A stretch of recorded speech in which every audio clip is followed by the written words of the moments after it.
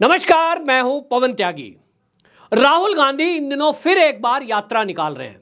इस बार उन्होंने भारत जोड़ो यात्रा के साथ न्याय शब्द जोड़ दिया है और वो कह रहे हैं कि मैं देश की जनता को न्याय दिलाऊंगा, इसके लिए मैं यात्रा निकाल रहा हूं। लेकिन राहुल गांधी का जो चरित्र है वो हमने देखा है कि किस तरह से वो जहां भी जाते हैं देश विरोधी बातें करते हैं, लोगों को भड़काने का काम करते हैं। और इस बार भी उन्होंने नॉर्थ ईस्ट के मणिपुर से जो ये यात्रा शुरुआत की, जैसे ही शुरुआत हुई आपने देखा वहां दंगा हुआ।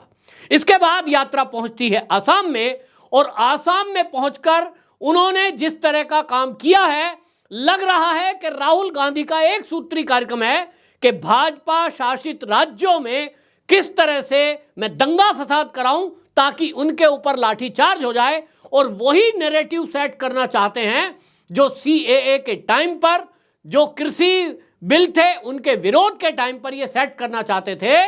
ये भारतीय जनता पार्टी शासित राज्यों में ऐसा बवाल कराना चाहते थे उस समय भी कि अगर एक भी लाठी पुलिस इनके ऊपर मार दे तो ये फोटो शूट करेंगे और कहेंगे देखिए भारतीय जनता पार्टी हमसे डर गई है, हमारे ऊपर लाठीचार्ज हो रहा है।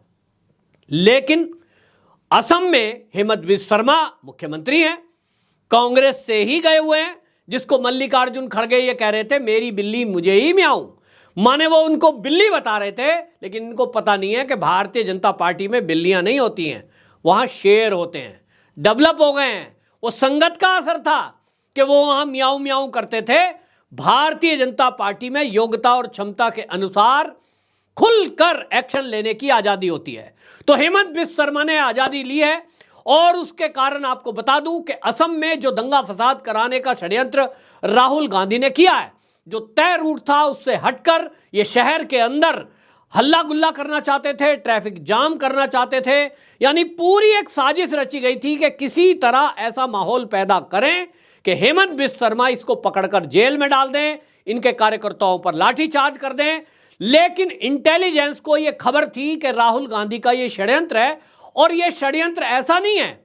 आपको याद होगा सोशल मीडिया पे आज भी एक बयान पूर्व राज्यपाल सत्यपाल मलिक का पड़ा हुआ है, जिसमें वो अब से 2 महीने पहले ये कह रहे थे कि अगर राहुल गांधी पर लाठीचार्ज भाजपा शासित राज्य में हुआ तो इसका फायदा राहुल गांधी को मिलेगा। यानी इन्होंने पूरा सोच के रखा है कि भाजपा शासित राज्यों में जाकर ये बवाल करेंगे और उस पर इनके ऊपर अगर लाठीचार्ज हुई या एफआईआर हुई तो उसका ये नैरेटिव गढ़ेंगे और फिर सिंपैथी लेने का कोशिश करेंगे, क्योंकि कांग्रेस के पास इस समय कोई एजेंडा नहीं है, इंडिया अलायंस को कोई पूछ नहीं रहा है। और 22 जनवरी के प्राण प्रतिष्ठा कार्यक्रम के बाद तो अब पूरे देश का माहौल जो राम में हुआ है उससे ये तय हो गया कि पूरा का पूरा इंडिया अलायंस का सुपड़ा साफ होना तय है। और अब जो लोग ये कह रहे थे कि भारतीय जनता पार्टी 350 सीटों पर रहेगी, वो सभी सर्वे करने वाले लोग 22 जनवरी का कार्यक्रम देखने के बाद कह रहे हैं कि अब तो हमारा सर्वे फेल हो गया, भारतीय जनता पार्टी 500 सीटें जीत सकती है। तो भाई इनको लगता है कि जीत कैसे सकते हैं, तो कांग्रेस का पुराना फंडा है कि लोगों को बांटो, आपस में लड़ाओ, दंगा फसाद कराओ और फिर उसके बाद जो सरकारें हैं उसको बदनाम कर ले जाओ। जिस तरह से आपको याद होगा राम जन्मभूमि एक पूरी तरह से आध्यात्मिक कार्यक्रम था, भावना की बात थी, लेकिन इन्होंने भारतीय जनता पार्टी के विरुद्ध, विश्व हिंदू परिषद और बजरंग दल के विरुद्ध, राष्ट्रीय स्वयंसेवक संघ के विरुद्ध जिस तरह का नैरेटिव गढ़ा मीडिया के जरिए, सोशल मीडिया के जरिए, उसमें इन्होंने पूरी ताकत से ये सिद्ध करने की कोशिश की कि आरएसएस वाले दंगाई होते हैं, बजरंग दल वाले गुंडे होते हैं, विश्व हिंदू परिषद एक राजनीतिक दल है और ये राम जन्मभूमि का मुद्दा फर्जी है। ये चुनाव का लाभ लेने के लिए भारतीय जनता पार्टी ने अपनाया और इसलिए आप देखें कि समाज के अंदर आरएसएस, बजरंग दल, विश्व हिंदू परिषद, यहां तक कि जय श्री राम का नारा कहने वाले आम नागरिकों के प्रति एक नफरत का भाव पैदा करने में ये कांग्रेसी कामयाब हो गए। एक बार फिर से राहुल गांधी ये करने की कोशिश कर रहे हैं, लेकिन हेमंत बिस्वा शर्मा ने बड़ी होशियारी के साथ पुलिस वालों को कह दिया कि इनके ऊपर एफआईआर दर्ज करो। जो लोग इस दंगा फसाद में थे, जिन्होंने सड़कों पर लोगों को परेशान किया, मार्ग अवरुद्ध किया, बैरिकेड्स तोड़े, पुलिस पर हमले किए, उनको बाकायदा चिन्हित किया जा रहा है, उनके खिलाफ एफआईआर दर्ज की जा रही है, लेकिन हेमंत बिस्व शर्मा ने मीडिया में यह भी कह दिया कि मैं एफआईआर कर रहा हूं, आदेश पुलिस वालों को दे रहा हूं, डीजीपी को आदेश दे दिए, लेकिन राहुल गांधी की गिरफ्तारी मैं करूंगा मार्च के बाद। यानी सीधा कह दिया, लोकसभा चुनाव में मैं इनको कोई सिंपैथी लेने नहीं दे रहा हूं, इसकी गिरफ्तारी करूंगा, राहुल गांधी को सबक सिखाऊंगा। क्योंकि भाई योगी के बाद अगर एक्शन के लिए कोई जाना जाता है ना, वो हेमंत बिस्व शर्मा है। तो आप समझ लीजिए कि राहुल गांधी को वो असम की जेल में बंद करके ही दम लेने वाला बंदा है। लेकिन कब? जब चुनाव निपट जाएंगे, मोदी जी तीसरी बार प्रधानमंत्री की शपथ ले लेंगे, उसके बाद इसके गुनाहों का हिसाब होगा। लेकिन सत्यपाल मलिक का 2 महीने पहले दिया गया मीडिया में इंटरव्यू कि अगर 2-4 डंडे भी राहुल पर पड़ जाएं तो इसका लाभ राहुल को मिलेगा।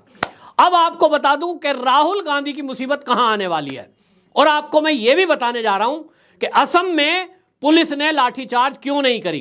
क्योंकि जब मुझ तक पता है, मुझे पता लग गया कि राहुल गांधी ये चाहता है कि उसके ऊपर लाठीचार्ज हो, उसके कार्यकर्ताओं पर लाठीचार्ज हो। आपने देखा होगा एक दिन पहले राहुल गांधी जय श्री राम के नारे लगाने वालों पर किस तरह से टूट के पड़ा था, बस के अंदर से निकल के जैसे मारने चला था।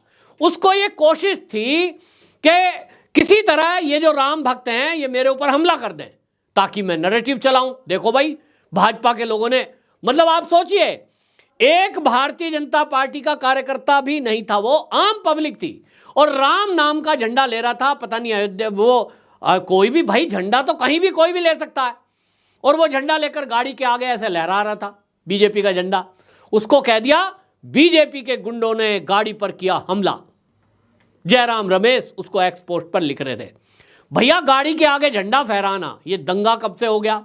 ये हमला कैसे हो गया? कौन सा गाड़ी का शीशा टूटा? किसके कान पर? कुछ भी नहीं। लेकिन बीजेपी को गुंडा पार्टी साबित करने में लगे हुए हैं। ये कुछ भी बवाल कर दें, ये तो बहुत शरीफ है साहब, लेकिन ये इस तरह का नैरेटिव चलाने की कोशिश कर रहे हैं। तो कुल मिलाकर एक बहुत बड़ा षड्यंत्र राहुल गांधी ने ये रचा है। उसको लगता है कि 2024 के लोकसभा चुनाव जीतने में मोदी का मुकाबला इन किसी के वश का नहीं है।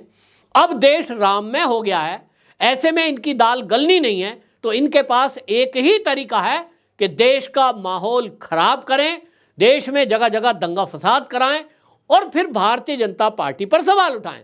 आप याद करिए, मणिपुर में जैसे ही कुछ एक झगड़ा हुआ, ये क्या कह रहे थे? मोदी जी मणिपुर में नहीं आते हैं, नॉर्थ ईस्ट उनके लिए नहीं है, चुनौती दे रहे थे। तो भाई नॉर्थ ईस्ट नहीं है, आप तो साउथ को भी ऐसी कह रहे थे। दक्षिण में मोदी आके दिखाए, तो मोदी जी ने आके दिखा दिया और अब आपकी इंडिया अलायंस को पूरी की आंखें खुली की खुली रह जाएंगी। 70 से 80 सीटें भारतीय जनता पार्टी साउथ में लाने जा रही है। मोदी जी ऐसे ही वहां मंदिरों में नहीं घूम रहे हैं, वैसे ही वहां अन्नामलाई को खड़ा नहीं किया है, पूरा एक योजना चल रही है। तो आप जहां मोदी को चुनौती दोगे, वहां मोदी पहुंचकर आपकी चुनौती स्वीकार करेगा और आपको शिकस्त देगा। लेकिन राहुल गांधी की यह साजिश कतई कामयाब नहीं होगी। और अब जैसा मैंने बताया, राहुल गांधी की फजीयत कहां होने वाली है?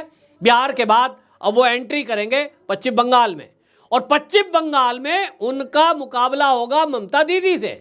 तो ममता दीदी उनको सबक सिखाएगी और उसके बाद एंट्री करेंगे बिहार में। तो पश्चिम बंगाल में देखने की बात होगी कि ये जो यात्रा है, ममता दीदी की पुलिस और वहां टीएमसी के लोग इसके साथ कैसा व्यवहार करते हैं। और यहां तक बिहार से भी खबर आ गई है कि नीतीश कुमार, जिसके लिए दावा किया जा रहा था कि वो इनकी यात्रा में स्टेज साझा करेंगे एक रैली में, यह खबर आ गई है, जेडीयू ने यह स्पष्ट कर दिया, हम इनकी रैली में शामिल नहीं होने जा रहे हैं। यानी कुल मिलाकर इंडिया अलायंस में बौखलाहट है और राहुल गांधी की तो मुसीबत बढ़ने वाली है कि एफआईआर अब दर्ज होगी और दंगाइयों पर असम में कार्रवाई होगी। जो इनका पिटने का सपना है कि मुझे हेमंत बिस्व शर्मा की पुलिस पीट दे तो मैं उसका लाभ ले लूं, ये लाभ उनको अभी असम में नहीं लेने दिया जाएगा। हेमंत बिस्व शर्मा ने यह साफ कर दिया है। वंदे मातरम।